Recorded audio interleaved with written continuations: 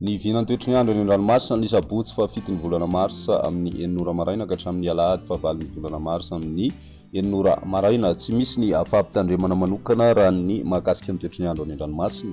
Toy izao ny toetry ny androntsika ao Morotsiraka Atsinanana tanjona Bobaomby hatrany amin'ny tanjona Angotsy, anorana amin'ny ankapobeny ary ho avy atsimo Atsinanana ny rivotra ka ory 520 ka hatramin'ny 20 kilometatra isan'ora, hatratra 520 kilometatra isan'ora indraindray. Anonjabe ny ranomasina ary ny avy ny onja raha ifagnidimy ka hatramin'ny 2 metatra. Ho an'ny Morotsiraka eo anelanelan'ny tanjona Angotsy hatrany Manoro, anorana amin'ny ankapobeny ary ho avy atsimo Atsinanana ny rivotra ka ho 20 ka hatramin'ny 30 kilometatra isan'ora. Anonjabe ny ranomasina ary ny avy ny onja raha ifagnidimy ka hatramin'ny 2 metatra. Manoro hatrany Taolanaro andraona misy tokotoko ary ho avy avaratra Atsinanana ny rivotra ka ho 10 ka hatramin'ny 20 kilometatra isan'ora, hatratra 30 kilometatra isan'ora indraindray any amin'ny tapany atsimo. Anonjabe ny ranomasina ary ny avy ny onja raha ifagnidimy ka hatramin'ny 2 metatra.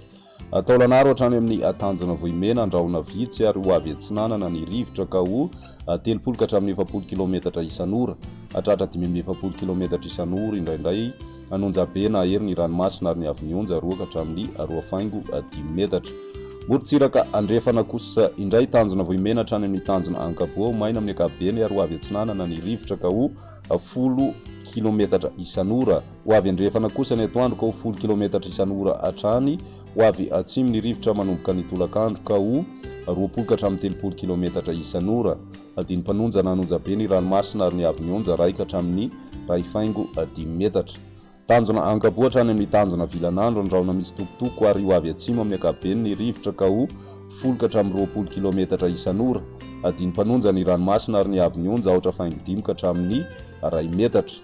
Tanjona Vilanandro hatrany Analalava mety hisy orana tandrivondraona mahalana ny maraina, ho avy Atsinanana ny rivotra ka ho 20 ka hatramin'ny 30 kilometatra isan'ora. Adiny mpanonja ny ranomasina ary ny avy ny onja 4.5 ka hatramin'ny 2 metatra. Analalava hatrany amin'ny tanjona Bobaomby, anorana tandrivondraona vitsy ny maraina ary ho avy Atsinanana ny rivotra ka ho 10 ka hatramin'ny 20 kilometatra isan'ora. Ho avy andrefana kosa ny atoandro ka ho 10 kilometatra isan'ora. Adiny mpanonja ny ranomasina ary ny avy ny onja 4.5 ka hatramin'ny 2 metatra.